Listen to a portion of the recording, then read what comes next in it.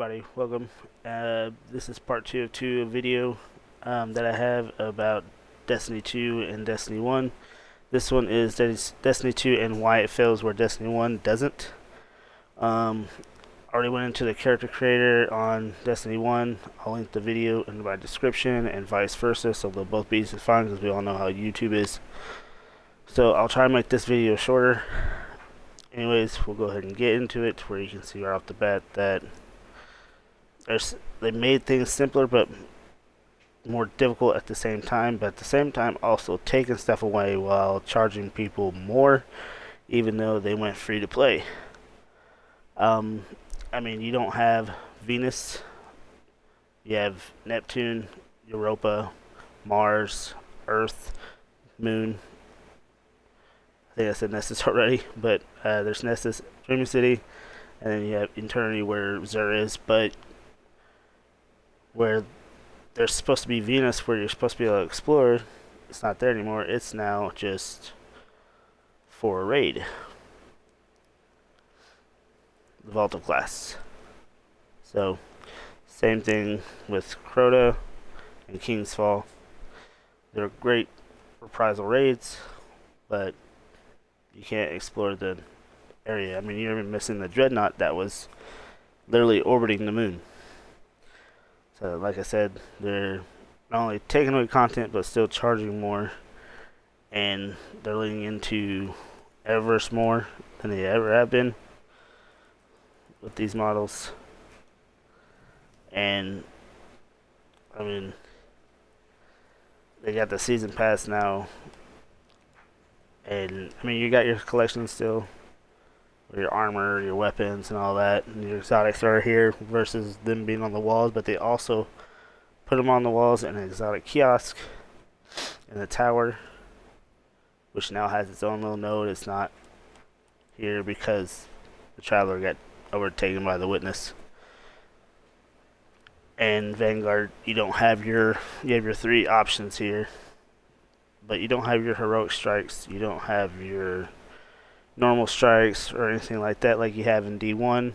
And like I said before, they're taking away but also charging more, and yet adding more to where it's like you gotta be into build specifics, like for loadouts and stuff. And then they have what do you call it, Guardian ranks. Don't know why that was even added. It's just more busy work. Your power level don't really mean that much in Crucible, because I mean nothing says light level enabled anymore. It says level advantage disabled, level advantage disabled, level advantage disabled. I mean, all of it is level advantage disabled. There is no, even in trials, there's not level advantage disabled, or level advantages, or Iron Banner's level. There's no level advantages. So again, simultaneously taking it away, but making it cost more. Just like your power level, it doesn't really mean that much. They added an artifact, but they added exotic ghosts. But they took away exotic class items, but they still kept exotic armor and weapons, and added stasis and strand to your other classes. And supposedly there's one more coming somewhere down the road as well. And then they're taking away legendary shards and making Glimmer a little easier to obtain but not cost as much. And then now you can't unlock your classes. You literally have to go to the tower and go see Icor Array and spend 25 grand just to unlock each fragment for any of the fragments you don't have. It's not like playing and using your class in D1 to where you can unlock the nodes for free. And I'll show you that in just a second as soon as it loads. They did take their Halo 3 engine and upgraded it to the tire engine. There's been videos made on that and went into more great detail about their tire engine and stuff. That's all over YouTube, so you can find that.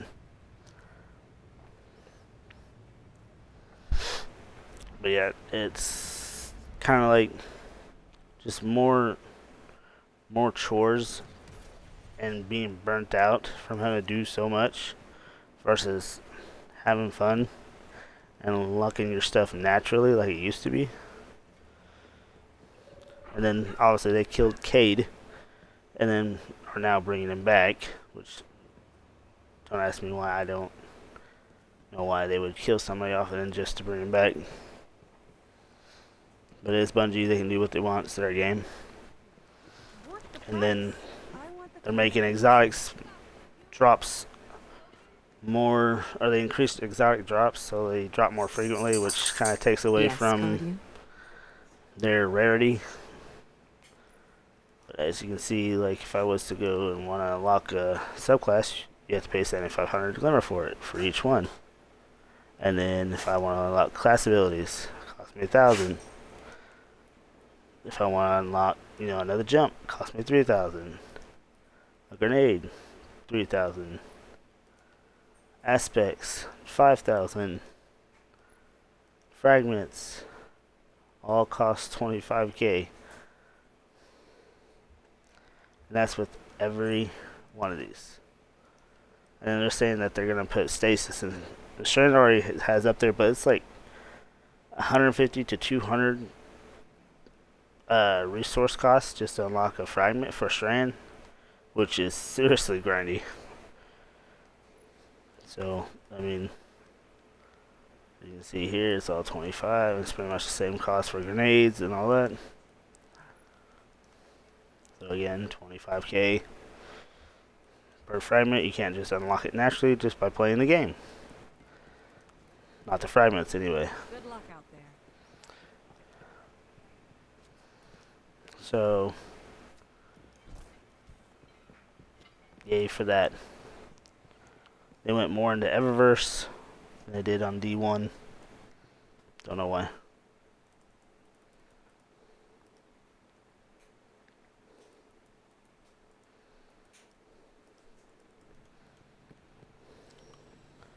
And they kind of took a lot of things away, like the Crucible Quartermaster. He's not here. You now have just checks. Guardian. Fight like and this stuff is updated to where if you play enough, you get a weapon, unlock that, but you don't get like other weapons you want to unlock down here anymore. You just get these. There's just legacy gear that got sunsetted, which is doesn't make any sense except for this. And this is still good. These are all pretty much. I mean, you see the lackluster. I mean, everything's the same color. This goes with Vanguard too. Come back safe, Hunter. You're one of the good ones. Done the same thing with Vanguard. Then they added, the Guardian ranks. That's where you're supposed to, once you do all those challenges, you come in and activate a Gold Aurora. Everybody knows that you upgraded and moved up a Guardian rank. Again, like you can see the gear, the weapons, and all that. And this is rotates every week or so. Fun. And you can focus stuff if you want to, if you get Ingrams. So then you just bounty hoard like you do in this game, unlike you had to in D1. Eververse deals. I think I showed Eververse, but here's Eververse again. They even push the expansions right in front of you when you come in. Fenchurch, there's Like, a lot hey, of look, fantastic things. buy 10 more ranks. I tend to believe him. It's just, Security scans in progress. yeah. And you can't buy materials anymore. That's the rule. Don't Your do that. return honors me, Guardian. Gunsmiths used to actually do that, and you now have exotic focusing because they drop so much now. It says material exchange, but this is all this. You can't buy materials that you're missing like you can in D1. And then we did have Shipmaster die in one of the seasons, so now he sells all the ships and sparrows. But don't know if they fixed it as of yet. No, they haven't. So if you try to pull a ghost out, or a ship, or a sparrow, it's going to cost you. Unlike D1, it won't. Same with the old artifacts. You got your medals and all that, your lore. And then it's got all this to like, where you got to go into stats and build your stats and stuff like that. It just got crazy, like, in-depth, which didn't need to be really needed to do that. Gunsmiths, it kind of still does the same thing, but you don't get to do the whole weapon testing thing and, you know, and purchase a weapon and it'll be delivered next week or whatever, or next reset. You don't do that no more.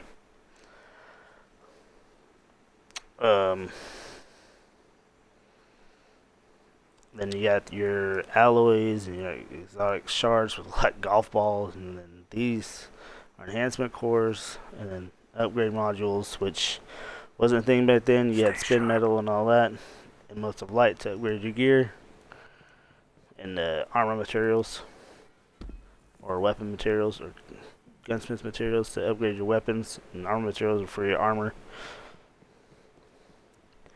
And Xur has like a bunch of different spots now to come in. He hasn't been updated in God knows how long. And then they took factions away, and they added Gambit, which is a whole nother nightmare that they're just letting go as well. I mean, the game did some good things, like you can actually just hit the start select button. You'll be able to go to whatever destination you want to go to. Like if I want to go to EDZ, but I can't replay any of the Red War missions that were here. They took the Red War campaign entirely out. That was shortly after they went into the free-to-play part of this game. You can actually, like you did in D1, you can, go into strikes. But again, they don't have the heroic strikes, the heroic nightfalls, the regular nightfalls, the regular strikes, like they did back in D1. So I mean, there's more cons in D2 versus pros than there are in D1. There's more pros versus cons. I mean, you were at a lower frame rate, but now it seems like with the next gen consoles, it's getting a little bit of a boost in graphics and stuff like that. So, but this is supposed to be more of a, I guess you would say, 4K. That's what some people are saying it runs at. I don't really think so. I think it runs at like 1080p, maybe 60. So, but yeah. You got your starting mission, Guardian Rises, like you have back in D1. They ported over the Cosmodrome from D1 as well. But, I mean, you only get to explore Mars through 7th through the Storm World. It's not like it was back in D1 where you could just pretty much fully almost explore it. Again, you're missing Neptune. So, yay. And the moon is not as good as it used to be. And it's just floating nightmares and stuff like that. So, but, I mean, I can go here and you see I'm still in the tower bump. I'm going here.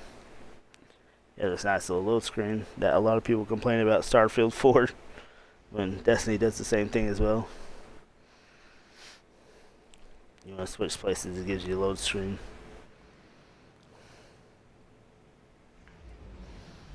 And you have another load screen right before you're landing.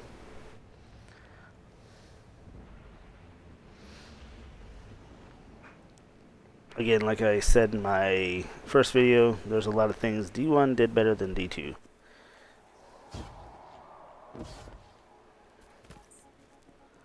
And the gunplay is about the same, maybe a little better thanks to the ability spams and stuff, but as you see, it's just bragging rights for those numbers. Oh, I'm a level 9 in Guardian ranks, but my power level is such and such, you know. I think the max or hard cap is 1830, maybe 1840. If you really mid-max everything, I guess.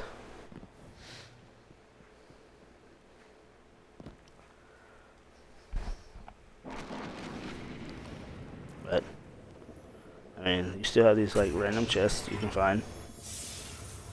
It gives you glimmer. Doesn't give you planet materials anymore. They have, you know, bows and other things.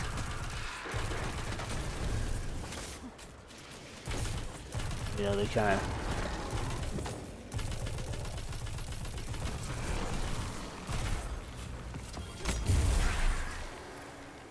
like at that. I mean, more ability spam.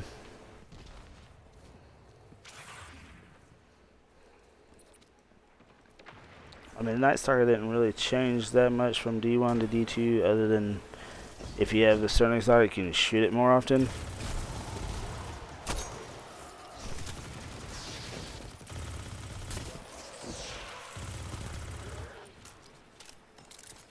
Everything still drops most of light, which you could use to heal yourself back in D1. So I mean, they had their, you know, their roadmap laid out for them back in D1. They just had to, you know, pretty much capitalize on it. Get more ability spam.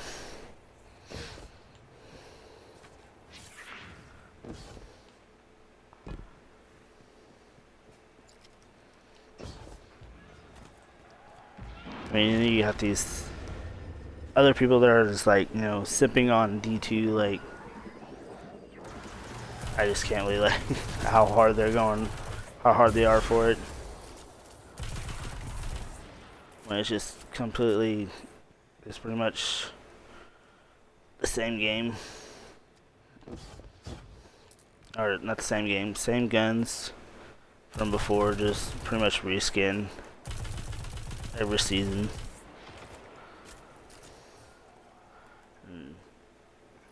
So like, yeah, origin story, right?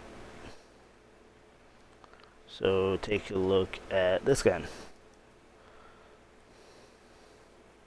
Okay, that's Iron Bear, and then this is just Vanguard back in vanilla D2. Look at this gun, pretty much the same thing. I mean, you can almost see it here. And these two guns are pretty much the same, almost.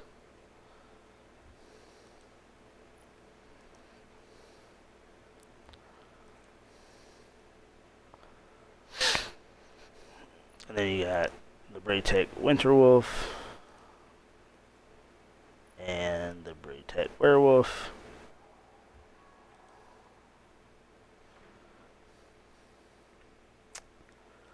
Another one.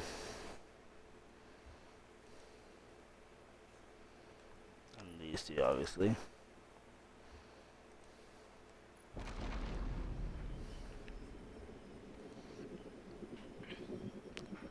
Half Dan and half Dan D. As you can see, there's one for Sagan. And then I believe this is a Curse of Osiris, I believe, or something like that.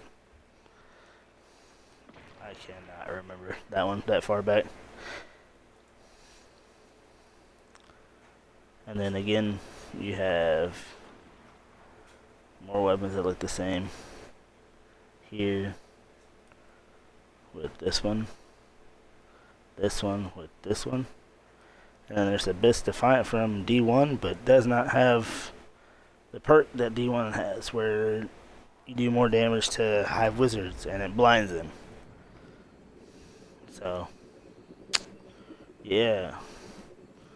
Go do that raid. Even the adept version doesn't even have the special perk. I just don't get it. Again, duty bound adept.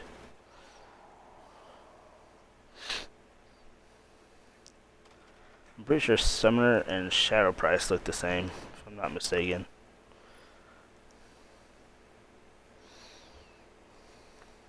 Close. Not exactly. And then they just take away some of these weapons. There's Forsaken guns here. Curse of this is Curse of Osiris right here. This was Curse of Osiris. This would have to be the other DLC that I cannot remember. Red War. So then you got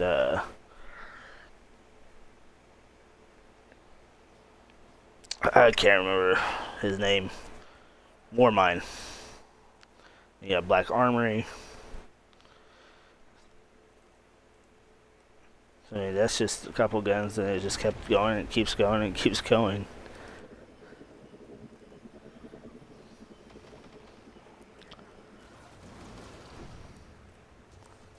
It was just reskin after reskin. I was getting tired.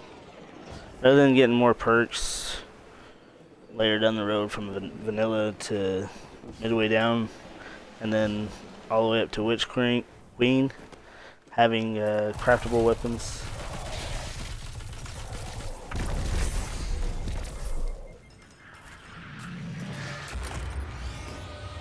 There's not much going for D2.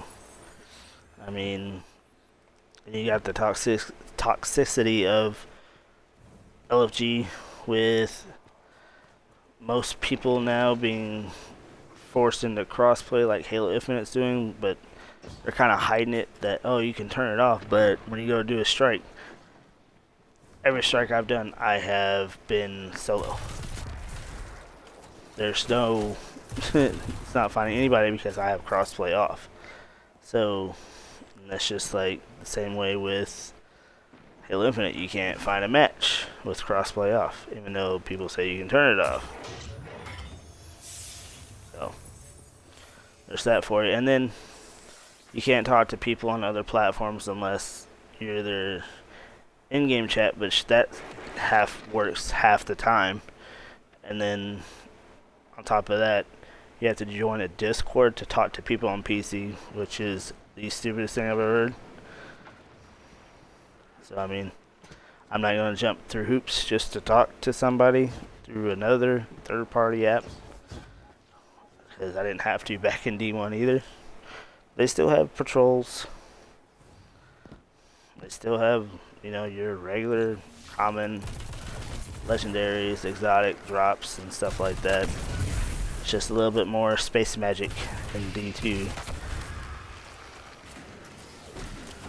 which for some may not be bad, but for those that actually catch on and see the repetitiveness that is just there, on top of a bad creative model that they're trying to pull to make more money, it's just not appealing to me. It's more displeasing. So that's the whole reason why I quit playing.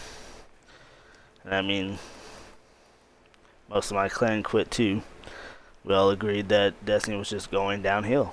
It's just not worth it to grind out for, or people were like, oh no, you're gonna have FOMO or whatever, and I'm just like, what's the point with every gun looking the same, having almost the same model, just doing a little bit of different because of a perk that is on the gun. So we're tired of it. So you can see, you can still do your challenges and stuff here. You can track stuff as usual. It's just this game had the perfect, you know, layout for a good start from D1 to D2. All they had to do was take a better engine, take what they had in D1, and capitalize on it. instead of having to go this route of, like, they even made fun of the player base and having this gun. I believe is a hand cannon. Yeah. Like, look, they even have 2 better devils right out the first bat.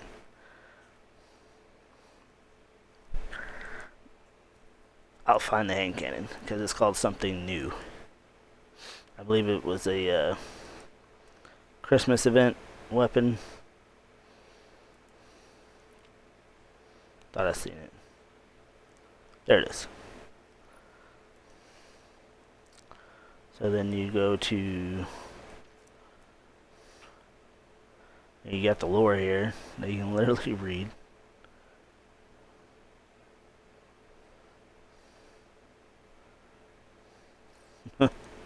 The player base was just trying to tell the developers, hey, we're catching on that you're just giving us reskinned weapons. And they brought in the palindrome, but they took out the whole explosive payload and random bullet magazine or something like that, lucky magazine, or a random bullet in your magazine does like extra amount of damage. So I don't know why they did that either. But yeah. Again, I was trying to make this video shorter than I made my other one. I'll put them both in the description so they'll both be easy to find. But this is just my take, my opinion on why Destiny 2 is going downhill. Take it with a grain of salt.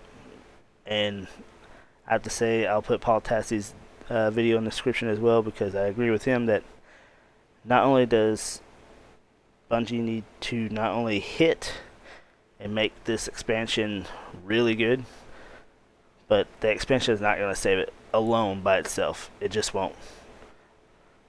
And why Destiny 3 needs to be on their radar, so to speak. Like, it needs to be like a plan B or whatever.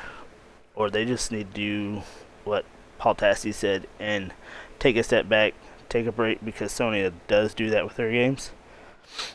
So I think that might be a good idea as well, and that way maybe they can rest, focus up, and see where the problem is, and maybe just having them take a break for a moment will let them see what the problems they're having and start generating better revenue instead of having like 45% revenue loss like they've had been and burning through $1.2 million, or was it billion? It was one of the two, but yeah, they already burned through that as well, which is ridiculous in my book. So, but yeah, and stop focusing on Eververse so hard and actually putting out good content, because I don't think these episodes are gonna hit as well as, you know, an expansion would hit. So, but yeah, again, that was my take on Destiny 2 and why it's failing, and hopefully they can take a step back and see what's going on, and maybe that 6 to 7 month empty period will, you know, I guess you would say, make them see the changes needed to move forward. As always, guys, I will catch you in the next one. Take care.